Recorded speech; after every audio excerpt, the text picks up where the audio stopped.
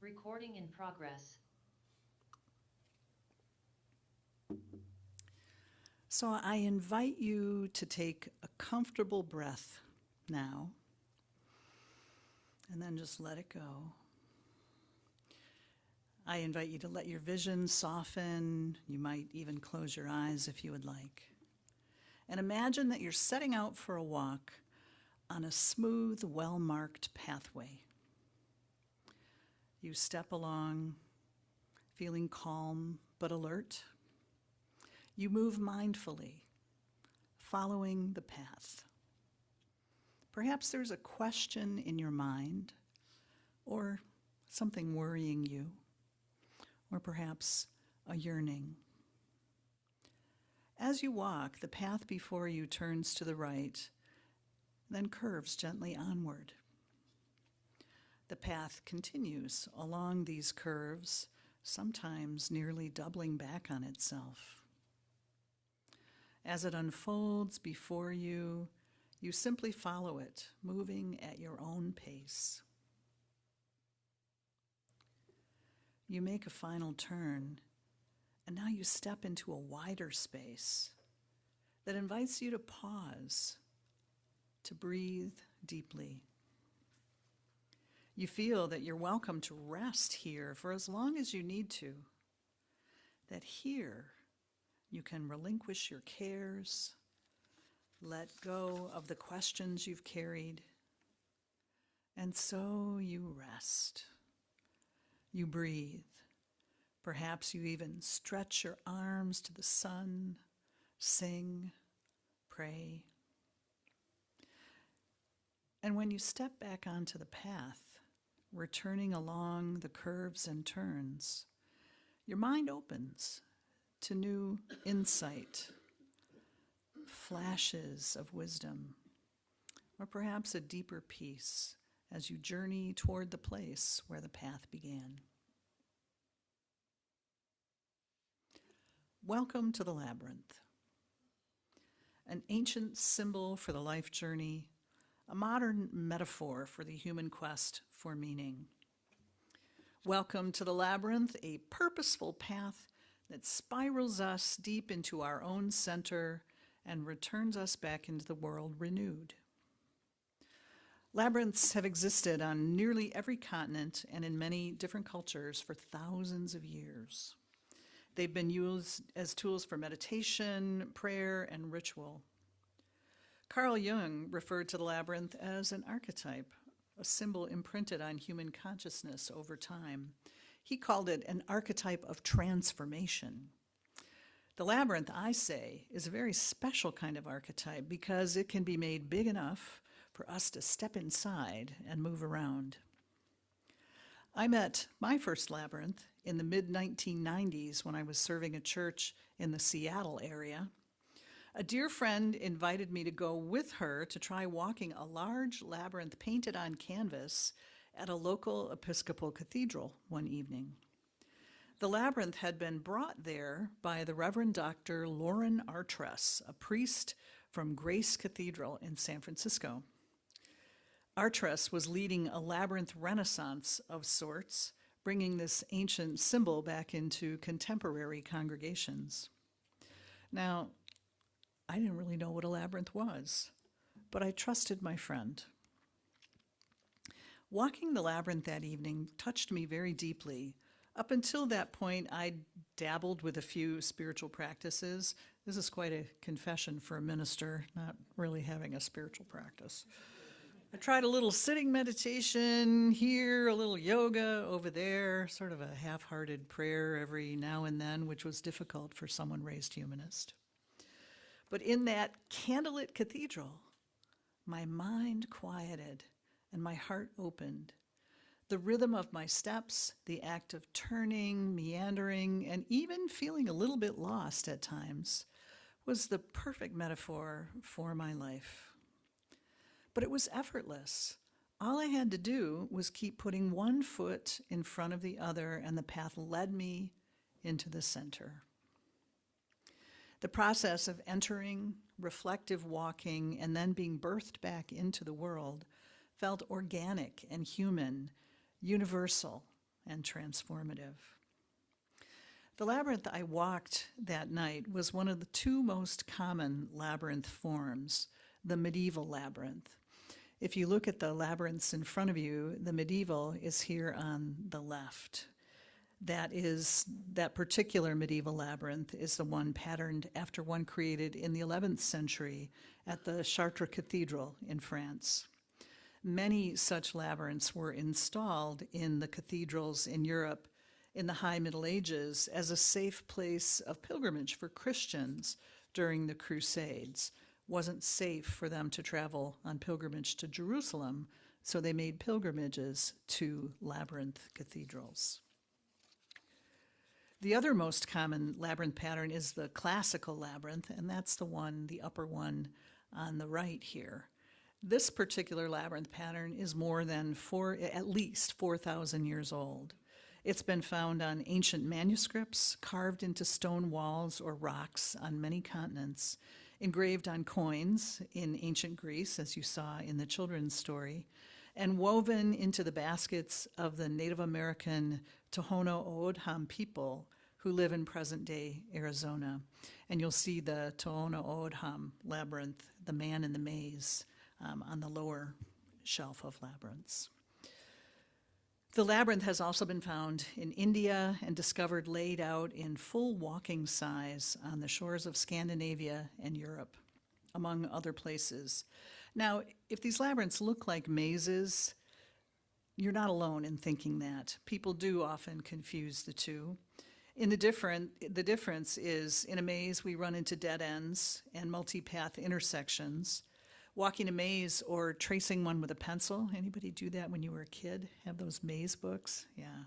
It forces us, I was never very good at them. It forces us to think analytically and make critical choices, careful choices, or we get lost. We become the loser. A maze is a puzzle for the left brain. The path through the labyrinth, on the other hand, is a singular path. It simply goes through its turns until it reaches the center, that welcoming, open space. And once we pause there, follow the same path back to the entrance. There's no blind alleys, no choices to make, no losers. Confident that we cannot get lost, we have a calming right brain experience. But why would somebody want to do that? Why would we want to walk a labyrinth? Well, truly, some of us probably wouldn't want to do it. It's like, too much bother. I'll never forget what Wilma Harkins, a longtime member of my first congregation, said when she heard someone was building a labyrinth on that church's grounds. She said, "Suzelle, I just can't imagine why all those people want to walk in circles." She had a good point. Why walk in circles? But I was laughing because I was one of those circle walkers. But I couldn't ever convince Wilma to give it a try. I wanted to walk in circles because walking the labyrinth was the most effective spiritual practice I'd ever experienced.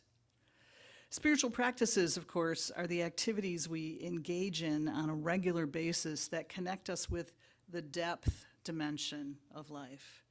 They help replenish our source of meaning, our sense of meaning, and help us develop a sense of spaciousness within ourselves. People often think of traditional religious practices like yoga or prayer or meditation when they think of spiritual practice. But we, as Unitarian Universalists, have intentionally widened the definition of spiritual practice because we're really diverse in the ways that we think about spirituality and meaning-making. For us, these practices, which I often call deepening practices, for us they might be anything that we feel helps us connect that center within us to our sense of the center of the larger mystery that surrounds us. I love the idea of calling these deepening practices because the desire to live deeply is rooted in our religious heritage. Our Unitarian and Universalist ancestors believed that we needed to live consciously and powerfully the life we have right now instead of waiting for that power or glory in some kind of afterlife. Indeed, those ancestors, like the Reverend William Ellery Channing, declared 200 years ago that our very humanness is what compels us from within to grow in depth and in responsibility. And by that he meant responsibility, grow in our ability to respond to the world around us. Channing said that our ability to do this has more of divinity in it than the force which impels the outward universe. And so we've got it. We've got a responsibility for pursuing a spiritual practice to help us grow in depth, especially important in our current times of struggle and anxiety. It's also good to note that while sometimes spiritual practices result in insights or a feeling of transcendence, they're really not transactional. They're tools we use to slow down and pay mindful attention to our lives.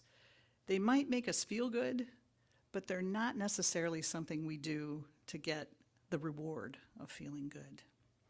They're more like a compass by which we steer our lives. That's why I walk the labyrinth. I need that compass. It's the best way I know of to open space within myself to nurture something tender and whole.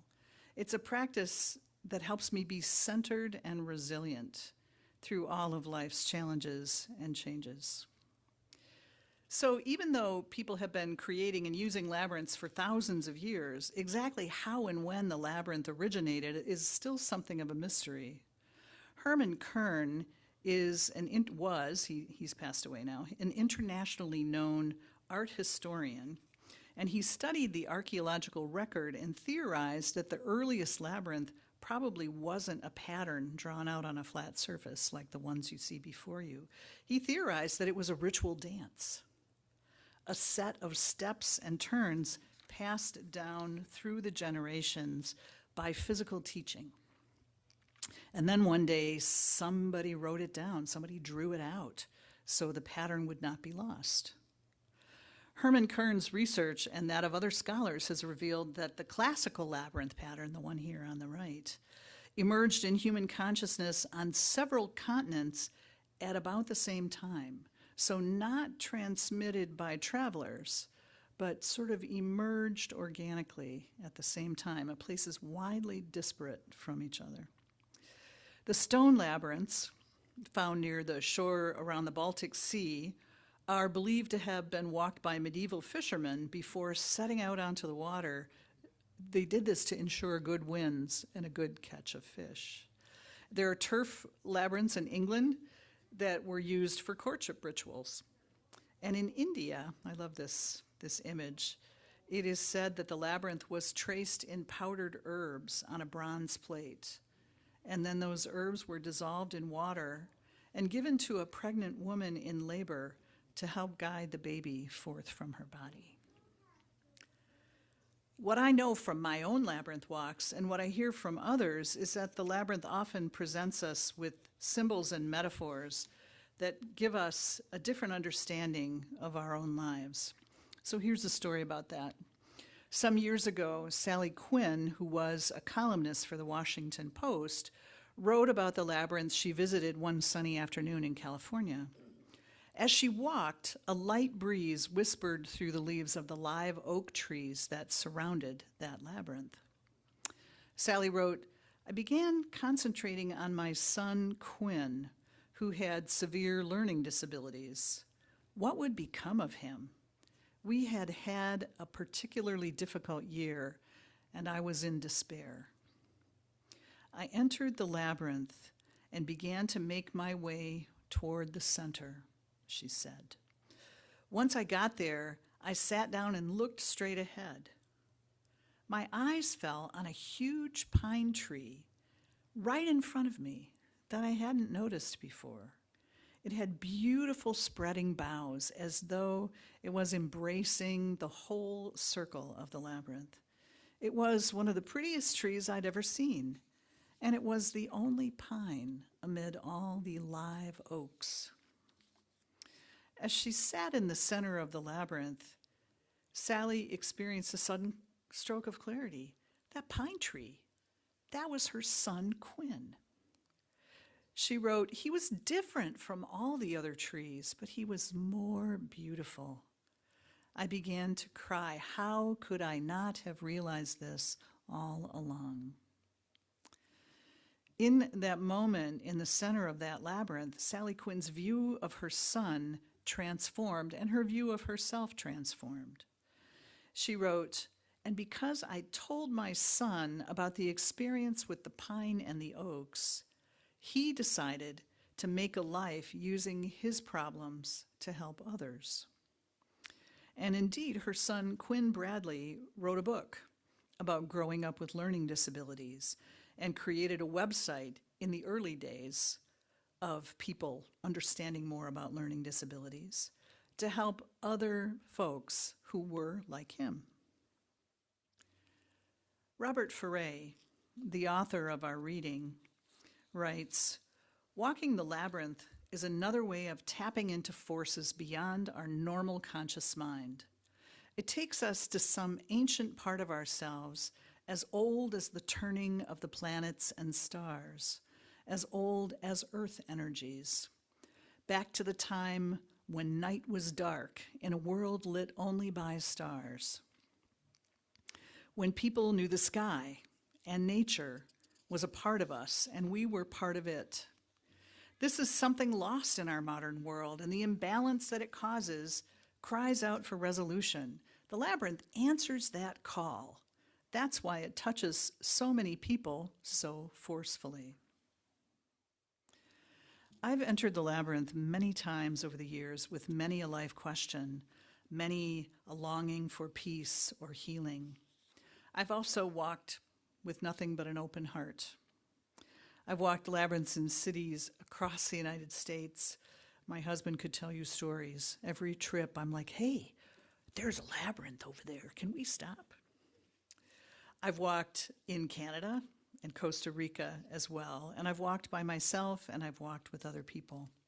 I've drawn labyrinths in the wet sand of many beaches and shoveled a labyrinth path out on a frozen lake. I've explored a bit of the science of how the labyrinth works and created my own labyrinth designs. As you can probably tell, I'm a labyrinth nerd. I love the labyrinth, and I love it because, as Lauren Artress said, the labyrinth meets each of us where we are. We each experience it differently because we bring our life to it. It's a good spiritual practice for people like me who don't sit still very well. It's a good spiritual practice for those of us who dwell too much in our heads, in the world of ideas, because it helps us understand our bodies as a gateway for deepening. It's also a good spiritual practice for times of great challenge or confusion. In our current time of evident and worsening climate crisis, I find that walking the labyrinth connects me lovingly to the living earth beneath my feet. In our times of horrible political division, hate, and xenophobia, the destruction of democracy, I walk the labyrinth with a community of friends as an act of spiritual resistance and strength building. Each one of us, in our own way, is a seeker of meaning on the path of life. Each of our lives is a journey of discovery and change, growth and transformation. If you would like to try walking a labyrinth, of course, there's a beautiful one located in the chapel of St. Agnes Hospital right here in Fond du Lac, which is open to the public anytime the hospital is open. Not too long ago, my labyrinth walking group, Wisconsin Labyrinth Enthusiasts, led a walk there. We try to do a walk monthly. And in the winter, it's hard to find indoor labyrinths where we can walk together. But we led one there at St. Agnes, and a member of your congregation, Paisley Harris, joined us. I hope you'll try walking a labyrinth sometime. But really, even more than that, I hope you will follow the urging of our religious ancestors and the calling of your own heart to find a deepening practice that increases your inner wisdom, increases your access to your inner wisdom, and helps guide you through all the twists and turns of your life's path. Shalom, blessed be, Ashe, and Amen.